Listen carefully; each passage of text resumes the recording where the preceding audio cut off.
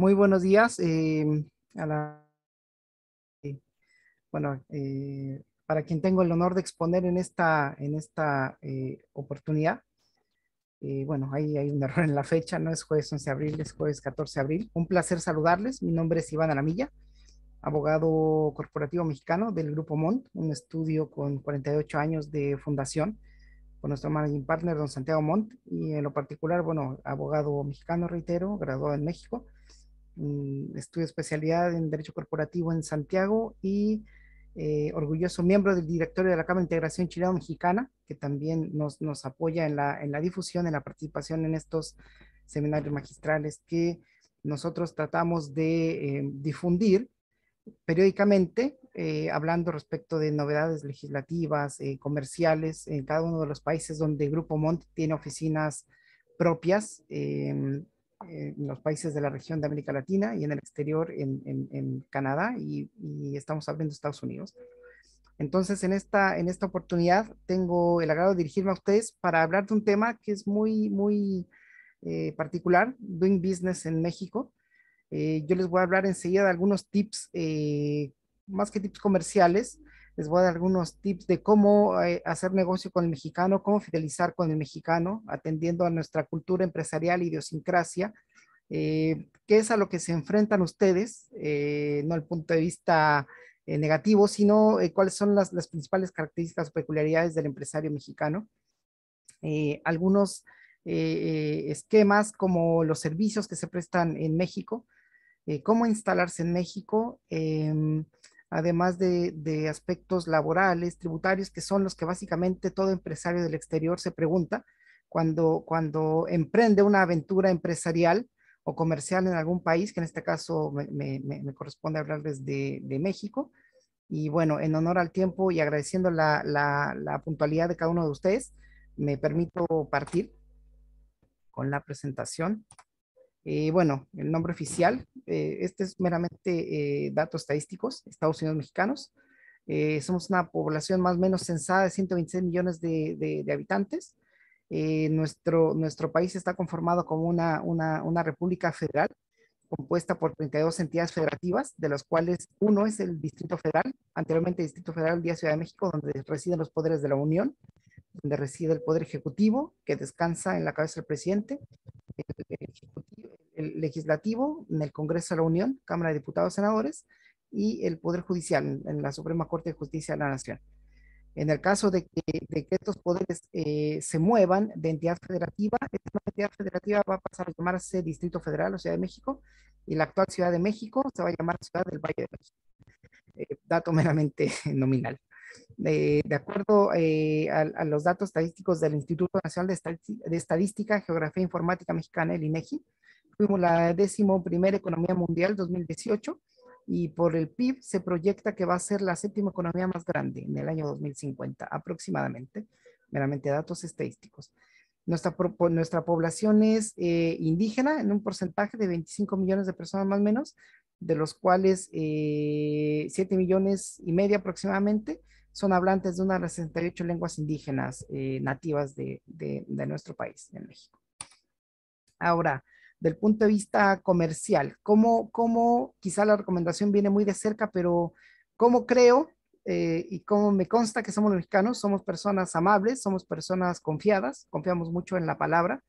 Me jacto de decir que también somos honestos, nos gusta decir las cosas con certeza y con verdad. Lo que sí que tenemos quizá un defecto por ahí hay un dicho muy coloquial, tan lejos de Dios, tan cerca de Estados Unidos, sin ser peyorativo obviamente, pero nosotros culturalmente o del punto de vista del consumo creemos que lo que es Made in USA es mejor, lo que en Estados Unidos decimos definitivamente es mejor. El empresario mexicano regularmente tiene una agenda un poco más holgada que la de algunos otros países de la región de América Latina. Voy a hablar propiamente de Chile, sin hacer una excepción odiosa, sino porque, bueno, el chileno es bastante estructurado y tiene un esquema muy claro. Regularmente el chileno viaja por negocio a México, va en un periodo de 2 o 3 días con agenda copada, desde las 8 de la mañana hasta las 8 de la noche.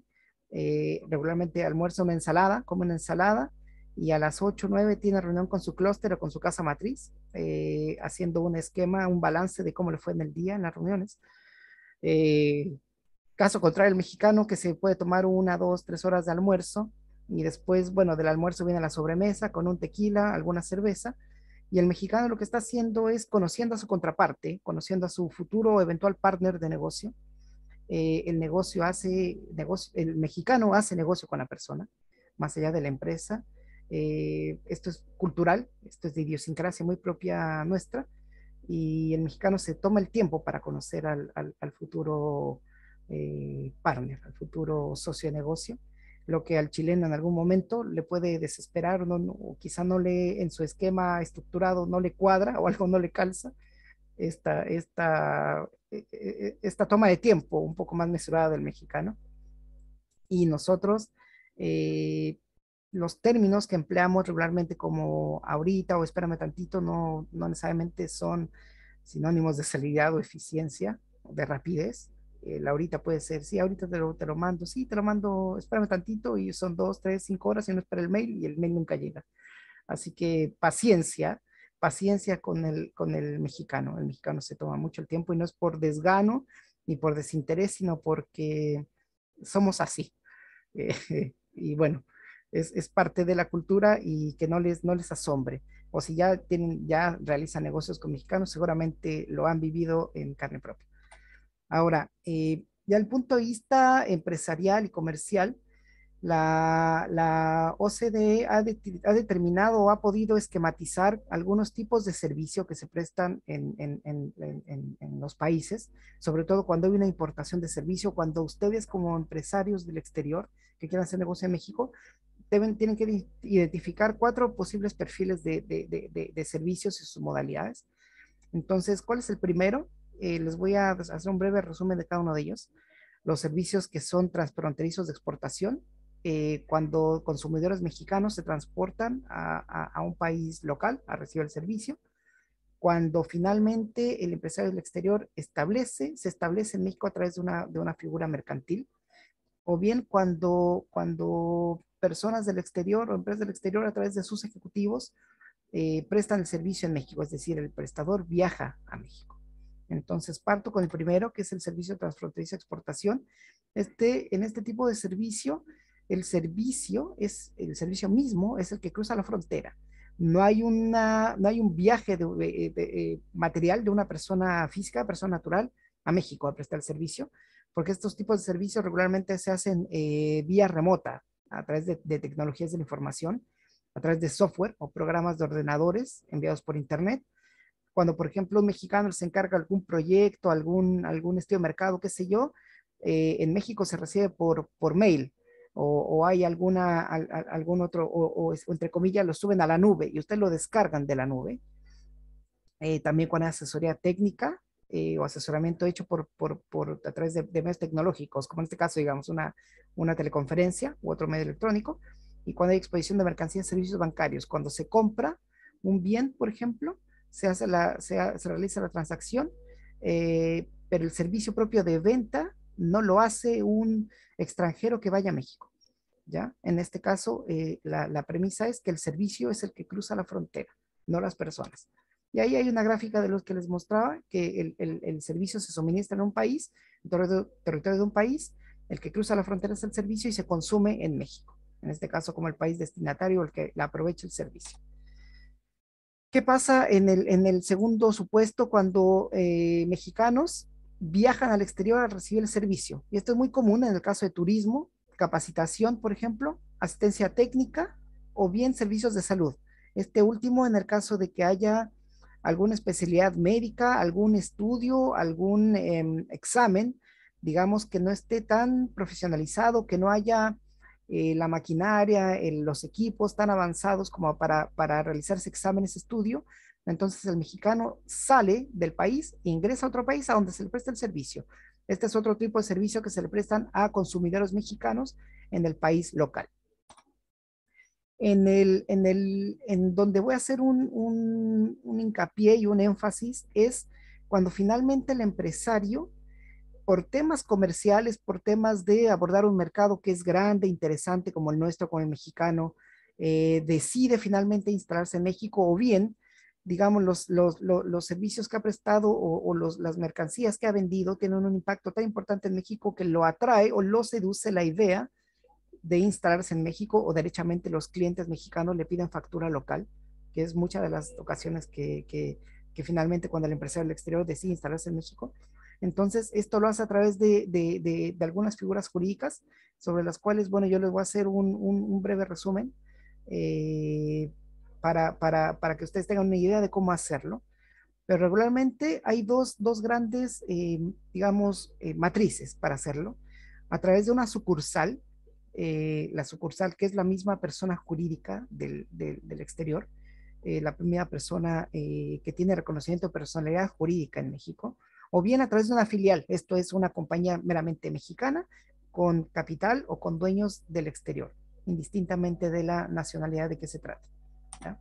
Entonces, ya ustedes dicen finalmente, me decido, me voy a México, me instalo, ya sea a través de una branch o de una sucursal, o bien a través de una filial. Ok, ahora, tengo que identificar, individualizar bien los bienes que comercializo, los servicios que presto. ¿Cuál es mi actividad económica principal? Bueno, para esto primero tienen que revisar ustedes que hay actividades que están reguladas por la legislación nuestra, legislación local mexicana, en cuanto a la inversión extranjera, ¿ya? Entonces, hay actividades que son reservadas de manera exclusiva al Estado mexicano, hay actividades que son reservadas a únicamente mexicanos o a compañías mexicanas que contengan cláusula de exclusión de extranjeros, es decir, en los dos primeros ítems, la inversión extranjera está prohibida. Hay un ítem que es la regulación específica que permite que la inversión extranjera participe en sociedades mexicanas en un porcentaje que va de un 10 hasta un 49%, no más que eso. Y hay otras actividades que requieren una resolución previa, una condición suspensiva que se cumpla, que es la resolución del Comité Nacional de Inversión Extranjera para que la inversión extranjera participe en más allá del 49%. ¿Ya? Me regreso. ¿Cuáles son las actividades exclusivas del Estado mexicano, del gobierno mexicano? Lo que es petróleo, lo que es generación de energía eléctrica, lo que son energía nuclear, lo que tiene que ver con la acuñación, emisión de billetes, de monedas, que le corresponde al Banco de México. Esas son actividades propias del Estado, donde ni siquiera particulares mexicanos participan. Sí como prestadores de servicios, pero no en sí la actividad propia de la emisión o de la explotación de estas actividades. ¿Cuáles son las actividades reservadas a mexicanos o sociedades que tienen cláusula de exclusión de extranjeros? En este caso es el transporte de personas, básicamente, porque de aquí se excluye lo que es transporte de mercancías u otros bienes. ¿Ya? Ahí sí puede participar inversión extranjera, pero no en el transporte de personas, interior de personas. ¿Cuáles son las actividades que tienen regulación específica? Lo que son la explotación de puertos, helipuertos, aeropuertos, navegación interior en aguas mexicanas. Ahí hay cierta regulación que no permite más allá del 49% de inversión extranjera. Y en el cuarto supuesto, cuando se requiere resolución para que la inversión extranjera participe más allá de un 49%, bueno, en las actividades que tienen que ver con servicios jurídicos, por ejemplo, y servicios de salud. Ahí se requiere una autorización previa de la Comisión Nacional de Inversión Extranjera para que la inversión extranjera participe en más del 49% en sociedades mexicanas. ¿Vale? Ya. Entonces, está identificada la actividad económica nuestra. Decimos, ok, puedo participar hasta en un 100% porque no está en ninguno de los supuestos que la ley de inversión extranjera me restringe para poder llevar a cabo una actividad comercial en México. Entonces, ya puedo adquirir activos fijos, ingresar a nuevos campos de actividad económica o abrir y operar establecimientos comerciales o relocalizar los que ya existan, es decir, adquirir sociedades derivadas del mismo giro que yo desempeño.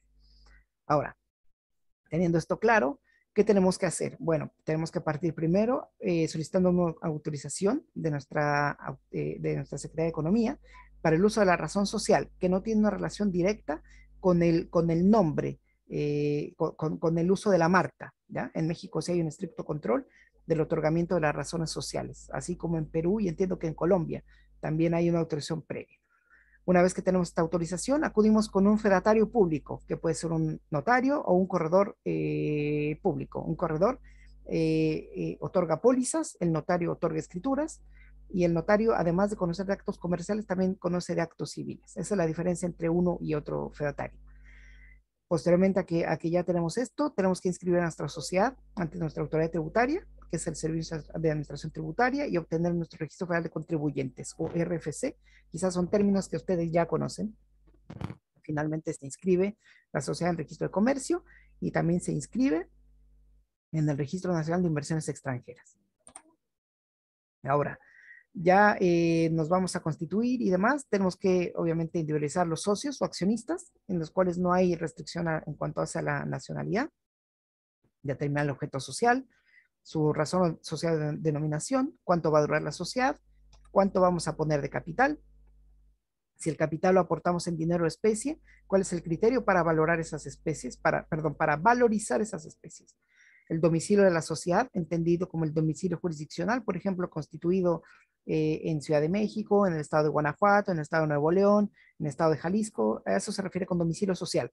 No dice relación con la individualización de la calle, el número, el piso, la oficina, la comuna, no, sino el domicilio jurisdiccional. ¿Cómo se va a administrar nuestra compañía? Por un directorio, consejo de administración, consejo de gerentes, un gerente, un administrador. Eso se define en el estatuto.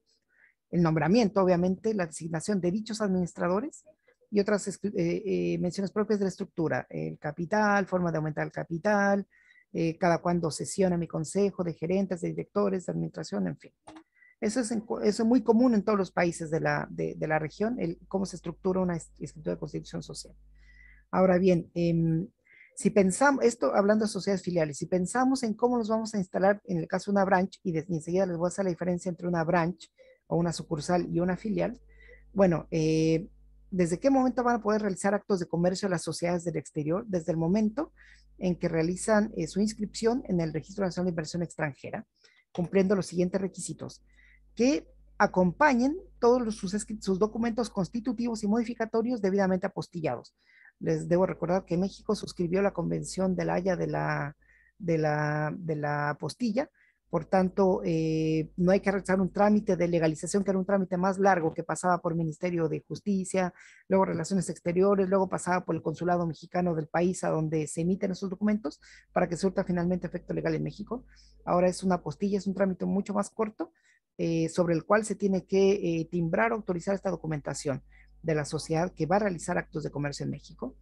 Dichos documentos o dicho contrato social y escrituras modificatorias no tienen que ser contrarias a las leyes o al orden público, leyes mexicanas o orden público establecido en México, y además deben designar un representante, un residente en México, que responda a las obligaciones que va a contraer en representación de esa sociedad del exterior, ¿ya?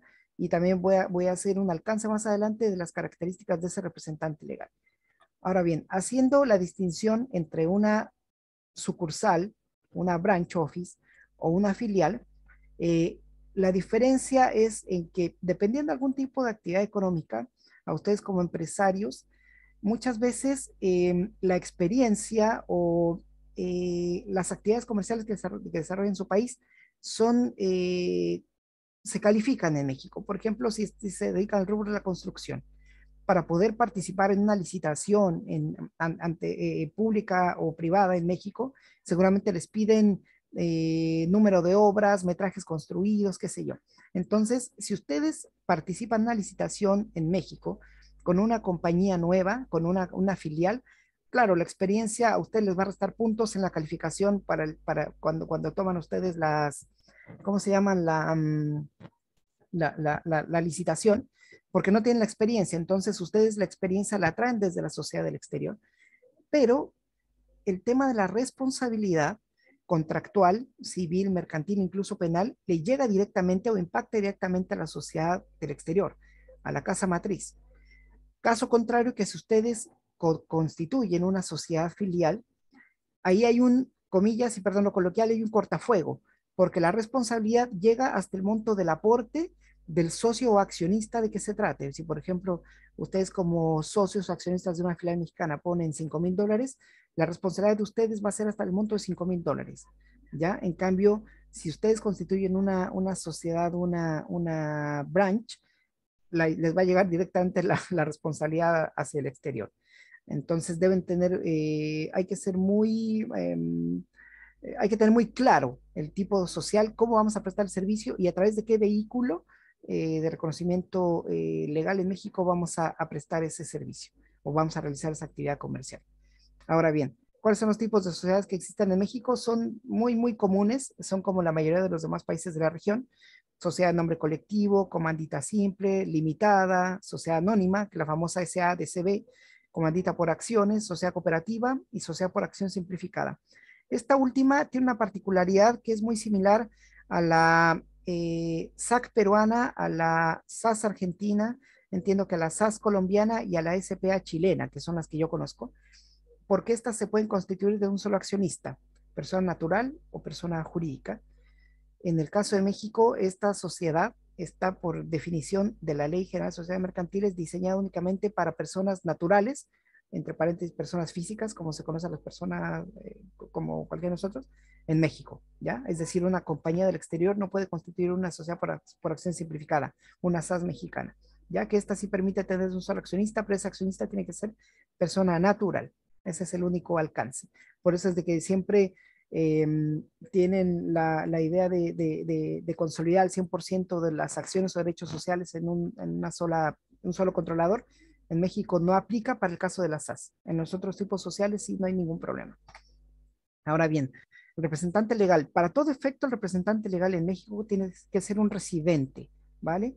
Un residente es un mexicano o un extranjero que tenga visa de residencia en el país, ¿de acuerdo? Ahora bien, si ustedes por estructura corporativa de su compañía definen un consejo de directores, consejo de gerentes, estos consejeros pueden ser todos extranjeros y tener facultades amplias de representación, pero esa representación se acota hasta el momento de que se interviene ante las autoridades de la administración pública mexicana, porque ahí el representante de la compañía tiene que ser este residente en México, que les mencionaba que era un mexicano o un extranjero con visa de residencia.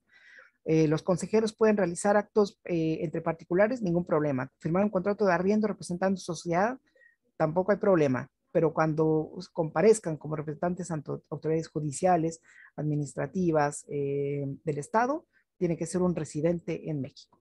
Ese es el gran alcance y acotación que debo hacerles.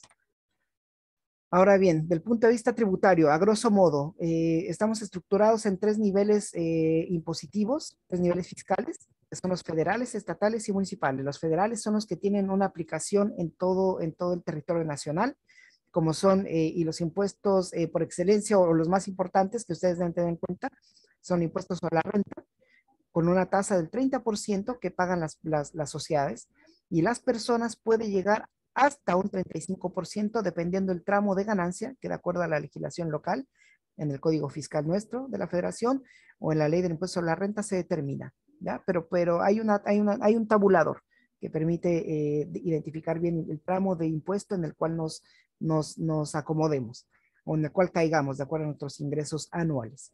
El IVA, que es una tasa del 6%, en México todo tiene IVA, excepto alimentos, medicinas, alimentos a granel me refiero, y las medicinas y los libros, no están grabados con IVA. La venta de estos artículos. Hay un impuesto especial de producción y servicios, pero esto grava básicamente a la enajenación de bebidas con contenido alcohólico, mostos, cervezas, destilados, qué sé yo, el tabaco, cigarros, diésel, que son combustible, y las bebidas, los refrescos, ya sean hidratantes o rehidratantes. Los impuestos estatales son los impuestos que se recaudan en cada una de las 32 entidades federativas de nuestro país, que tiene que ver con impuestos sobre nómina, que es un impuesto que el Estado propiamente cobra a la empresa por el número de trabajadores que tiene en su nómina. Impuestos sobre diversión y espectáculos públicos y el impuesto sobre prestaciones de servicios de hospedaje, que quizá no son tan relevantes para ustedes como actividad comercial. Los impuestos municipales es, cada una de las 32 entidades federativas se divide es muy variado, municipios, alcaldías, que antes eran delegaciones, entonces cada uno de estos municipios o alcaldías tiene es un impuesto general, pero puede variar un poco la tasa. En este caso, el impuesto predial en Chile es similar a las contribuciones que se pagan una vez al año. En México hay un impuesto que grava una enajenación de bienes inmuebles, tanto para quien enajena como para quien vende, que es el famoso ISAI, impuesto sobre adquisición de inmuebles, impuesto fomento educativo, perdón, deportivo educacional, fomento turístico, asistencia a juegos, mantenimiento con preservación de vías públicas y alumbrado público. Ahora bien, nuestra empresa o nosotros, nuestra empresa filial o nosotros como branch, aquí estamos obligados desde el punto de vista tributario y de presentar a nuestra autoridad tributaria que es el SAT, bueno, inscribirnos en el RFC y mantener nuestros datos actualizados. Si cambiamos de nombre, si cambiamos, si aumentamos el capital, cambiamos representante legal, nos cambiamos de domicilio, todo lo que tenga que ver con una modificación sustancial en nuestra estructura, hay que informarla. Hay que expedir comprobantes fiscales, obviamente, las facturas, notas de crédito, notas de débito. Estamos obligados a llevar contabilidad, presentar declaraciones periódicas, ya sea las mensuales, como lo que es IVA. A ver, por ahí me están haciendo una pregunta. Yo, con todo gusto, si quieren, mire, para darle fluidez a la presentación. Al final dejo un espacio breve de preguntas y respuestas y cualquier duda que sea un poco más ampliada lo podemos dejar, les voy a dejar mis datos de contacto para poder ampliar la información en este sentido. Perdón, me quedé en presentar las declaraciones periódicas de impuesto y las declaraciones anuales como el impuesto a la renta, efectuar las retenciones que correspondan en materia de impuestos sobre la renta IVA, emitir un estado de posición financiera, inventario de existencias. Es muy importante que también tiene que ver un tema laboral, el siguiente punto, determinar el monto de la PTU, que es la participación de los trabajadores en las utilidades de la compañía, porque para la legislación laboral mexicana, el trabajador, digamos, la mano de obra, participa efectivamente en la generación de los ingresos de la empresa, de su empleadora, digamos, y anualmente la Comisión para la Participación de los Trabajadores en las Utilidades determina un porcentaje de las utilidades brutas de la compañía, que regularmente o históricamente en los últimos, les puedo decir, 15 años que yo recuerde, ha sido siempre el 10%, repartible entre todos los trabajadores. Hace una excepción, que trabajadores pueden tener acceso o no a estas utilidades, que en este caso los trabajadores de confianza, digamos, o los que tienen nivel directivo o gerencial de administración regularmente no tienen, y toda, digamos, la mano de obra o los operativos sí tienen derecho a esta participación, pero hay unos cálculos porque tiene que ver con antigüedad, con monto de sueldo, entonces es un cálculo muy sofisticado que quizá en otra oportunidad, desde el punto de vista laboral, se los puedo determinar. Y también tenemos obligación de presentar aviso al SAT de cualquier préstamo que se reciba del exterior o aporte para futuro aumento de capital. Esto en nuestros balances y estados financieros. Eh, va. Ahora, lamentablemente, bueno, es sabido que México es un país donde lamentablemente la delincuencia organizada ha encontrado algún nicho como para poder realizar sus actividades delictuales, pero más allá de realizar estas actividades delictuales, ha encontrado un nicho para que estos recursos que son de procedencia ilícita puedan, entre comillas, ser utilizados como para es muy coloquial el término que voy a decir, pero es lavado de dinero. Nosotros, desde el punto de vista técnico legal, conocemos como operaciones con recursos de procedencia ilícita, pero son en verdad lavado de dinero por un término coloquial. Entonces, la delincuencia organizada, ¿en qué actividades ha encontrado un nicho y cómo nuestra autoridad ha podido determinar cómo ubicar estas actividades para hacer un rastreo y evitar que la delincuencia organizada tenga, digamos, alguna forma de ejecutar estos blanqueos, estos lavados, sin que perjudique, digamos, a la actividad comercial de empresarios honestos o que realizan la actividad de una manera lícita? Entonces, todo lo que tenga que ver con juegos de apuesta, concursos o sorteos, son actividades que nuestra autoridad determina como sensibles y sobre los cuales hay que informar siempre a qué nos dedicamos y hay unos formatos donde se llena la información, identificación de los representantes, las actividades que realicen y eventualmente hay alguna fiscalización en las oficinas propias de la compañía para ver que efectivamente se acredite con documentación, a qué se dedican, ver balances y demás. Entonces, todo lo que tenga que ver con juegos de apuesta, concursos, sorteos, actividad sensible. De igual forma, lo que tenga que ver con tarjetas de servicios, de crédito, de prepago, las famosas gift cards. Esto no tiene que ver con las tarjetas bancarias, porque esto se regula por la Comisión Nacional Bancaria y de Valores en México. Tenga que ver con emisión de cheques de viajero, operaciones de préstamo de mutuo con o sin garantía, lo que tenga que ver con servicios de construcción o intermediación como corretaje en operaciones de compra-venta de inmuebles, lo que tenga que ver con comercialización de joyas, relojes, metales preciosos, lo que tenga que ver con subasta de obra de arte, lo que tenga que ver con el comercio de vehículos nuevos usados, medios de transporte aéreo, marítimo, terrestre, actividades relacionadas con servicios de blindaje de vehículos, así como también de bienes inmuebles, lo que tenga que ver con traslado de valores, servicios de administración empresarial, por ejemplo, como gestor de negocio para comprar bienes inmuebles, manejar chequera, cuentas bancarias, estructuras, constituir sociedades, todo esto son actividades que la autoridad nuestra considera como sensibles o vulnerables. Los notarios también tienen una fiscalización. Las empresas que reciben bienes, las organizaciones sin fines de lucro que reciben aportes, servicios de comercio exterior como agente apoderado aduanal, constituir derechos personales como garante en operaciones de bienes inmuebles y todo lo que tenga que ver con bitcoins o activos virtuales. Todas estas son actividades vulnerables donde, reitero, la delincuencia organizada ha encontrado un nicho y nuestra autoridad ha podido determinar que hay que revisar todas estas actividades. Entonces partimos por el hecho de que decidimos instalarlos en México, por disposición de la ley de inversión extranjera podemos realizar tal o cual actividad económica, elegimos el tipo social el cual vamos a realizar nuestra actividad comercial, nos inscribimos al SAT, después ya estas actividades son vulnerables o no, sensibles para la autoridad mexicana, entonces me inscribo, informo a qué me dedico. Es un tema de compliance muy, muy complicado, suena muy complicado, quizás mucha carga de información, pero en verdad es fácil de hacer estas presentaciones cuando se tiene el respaldo documental.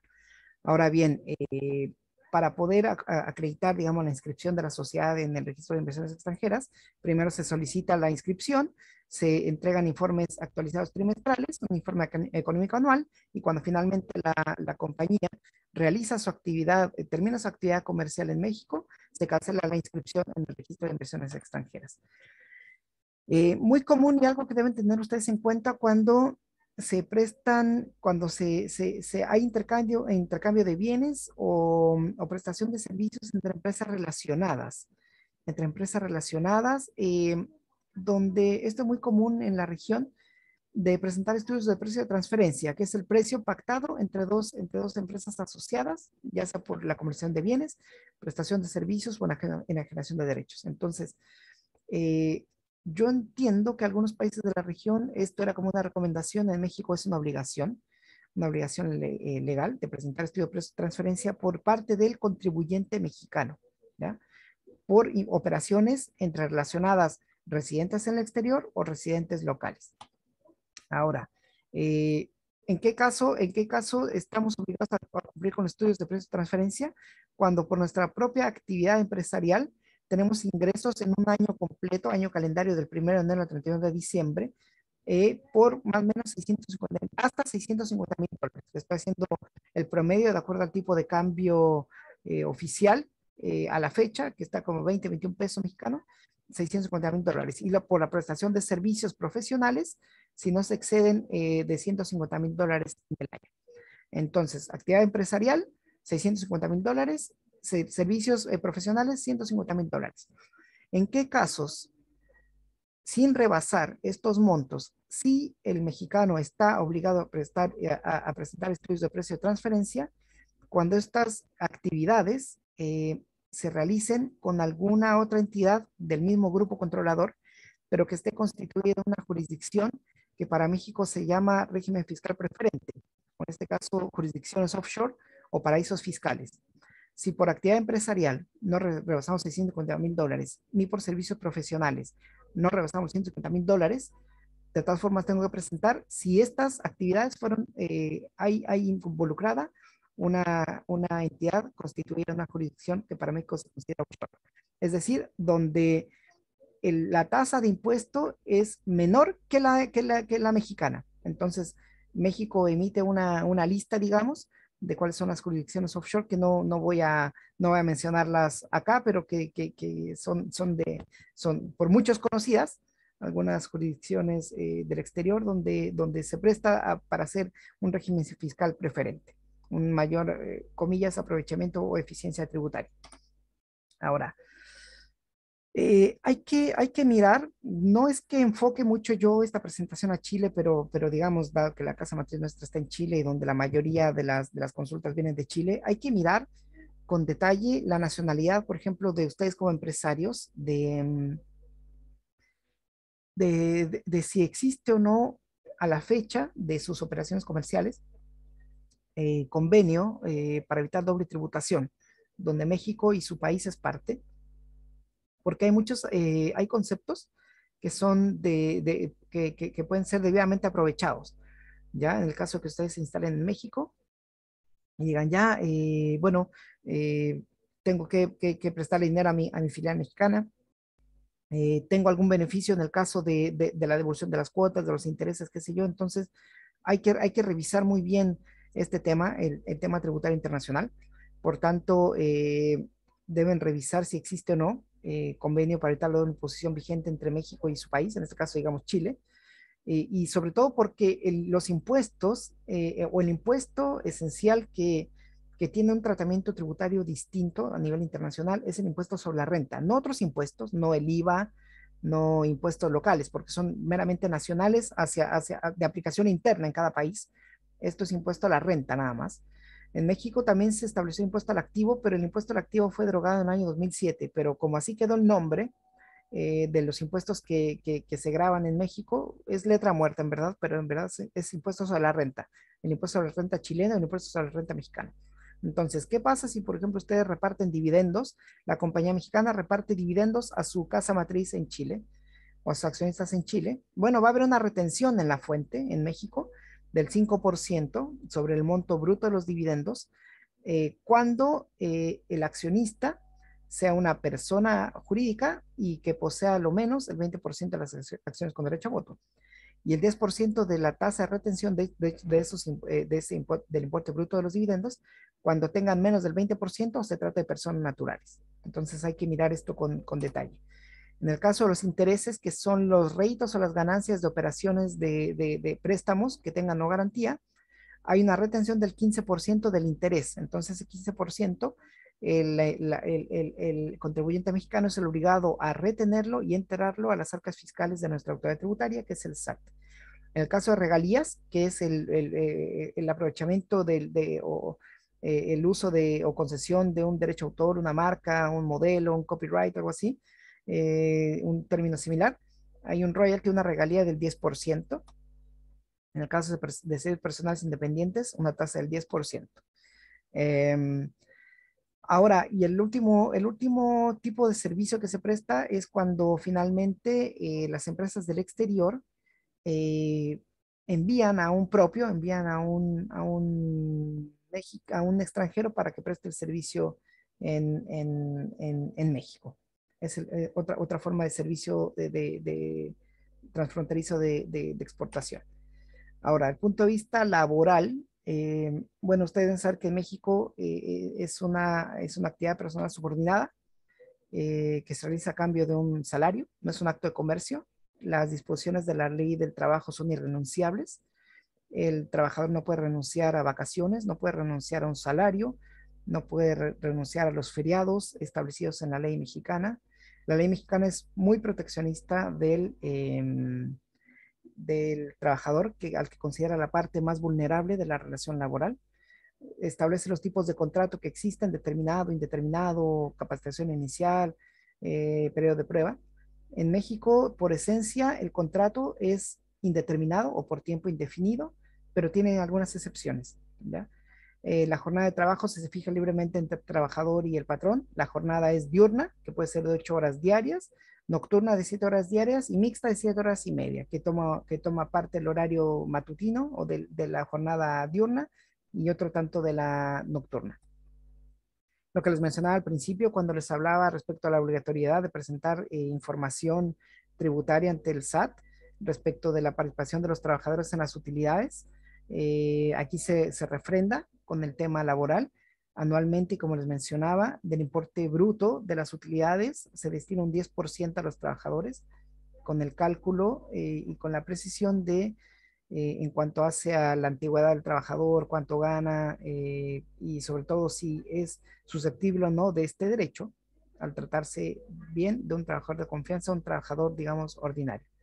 El derecho a un aguinaldo anual de 15 días de salario por lo menos, que ustedes pueden pagarlo más, pagar un poco más, es como un 13º sueldo.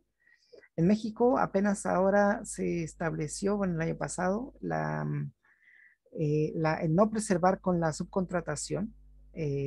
Ahora todas las compañías mexicanas están obligadas a contratar trabajadores, ya la subcontratación en México quedó derogada. Los trabajadores pueden asociarse en sindicatos, a lo menos con 20 personas, y en los sindicatos, en este universo de trabajadores de confianza no aplican, ¿vale? Un tema migratorio que es muy interesante que ustedes puedan determinar, que reitero, como México, además de ser proteccionista de la ley mexicana, es proteccionista de la parte vulnerable de la relación laboral, que es el trabajador, es más proteccionista aún del trabajador mexicano, porque establece topes de contratación extranjera para que la balanza siempre sea 90% de trabajadores mexicanos y 10% extranjeros, no más de 10%.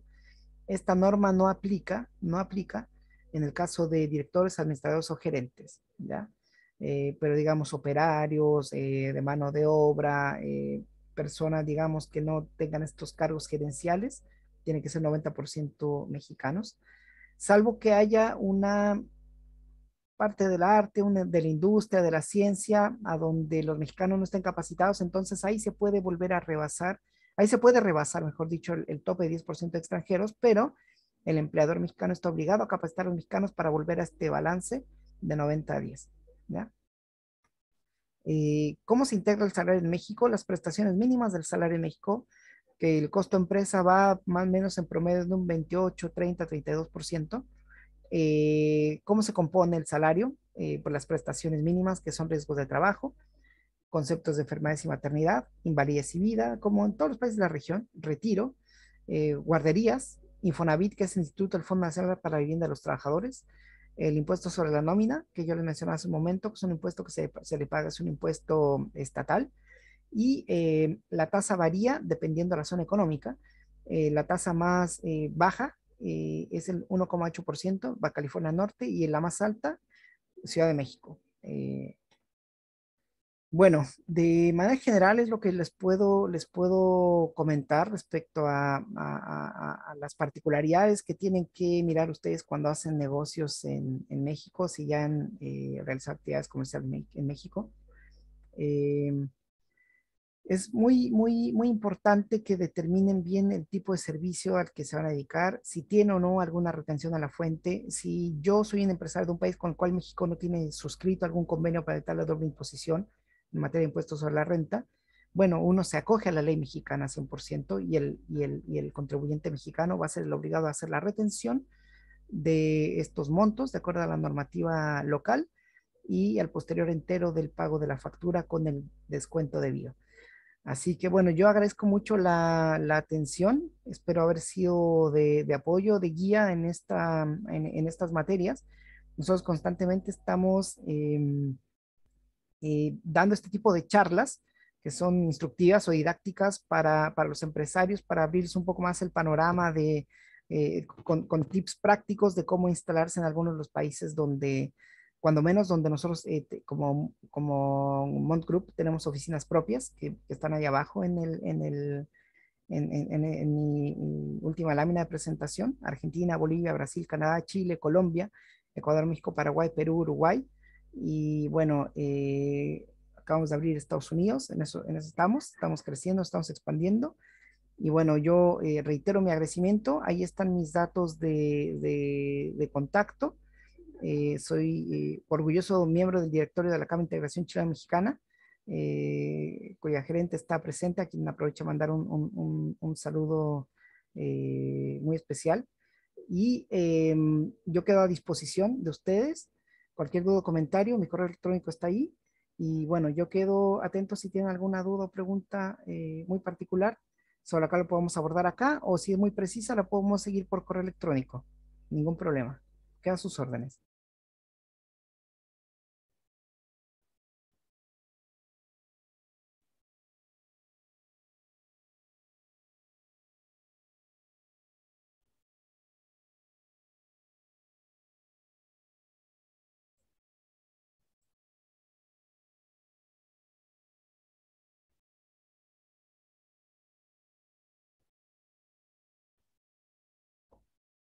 Señora Herrerías, gracias a usted.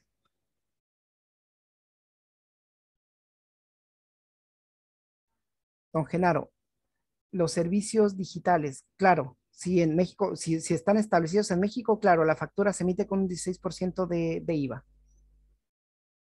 Salvo que hay que mirar acá un tema y voy a tratar un poco más el tema del convenio para evitar la doble tributación.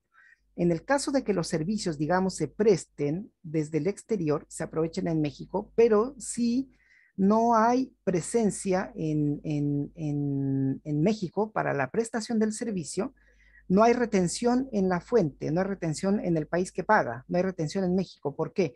Porque nos acogemos al convenio para evitar la doble imposición entre Chile y México. Voy a hablar Chile y México en particular, por lo que tiene que ver con beneficio empresarial, para que la factura que usted, el pago de la factura que usted emitió sea sujeto de impuesto en Chile nada más. Esto en el caso de beneficio empresarial.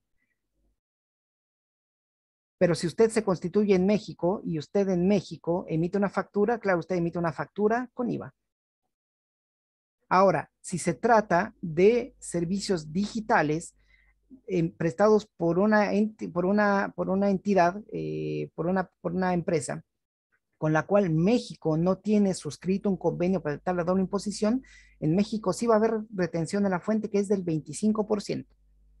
Es decir, si por ejemplo México no tiene suscrito con Brasil, por darle un ejemplo, convenio para evitar la doble imposición y se presta un servicio digital aprovechado en México, la factura va a tener una retención del 25%. Entonces, la que es factura por 100 va a llegar con un descuento del 25, va a llegar 100 menos 25 a Brasil, digamos, los fondos, porque se entiende que no hay convenio para evitar la doble imposición.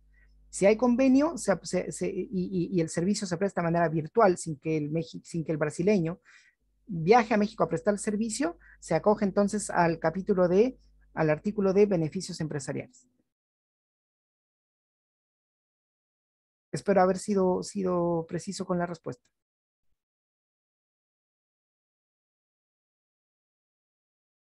Fantástico.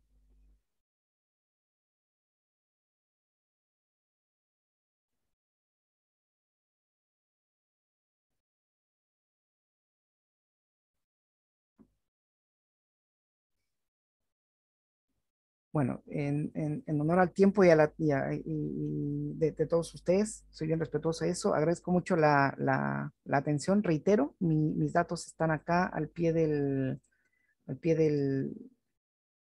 la presentación. Avanza, avanza, avanza. Chan, chan. Ahí está. Fantástico. Señor Castro, muchas gracias por la pregunta. Al señor Herrerías, muchas gracias también. Y reitero, gracias a todos ustedes y yo me mantengo en comunicación. Por favor, sigan los canales nuestros de información, donde además de temas de México, tratamos otros temas muy interesantes y de actualidad legislativa en los países de la región. Así que, bueno, un placer, muchas gracias y les deseo un excelente día.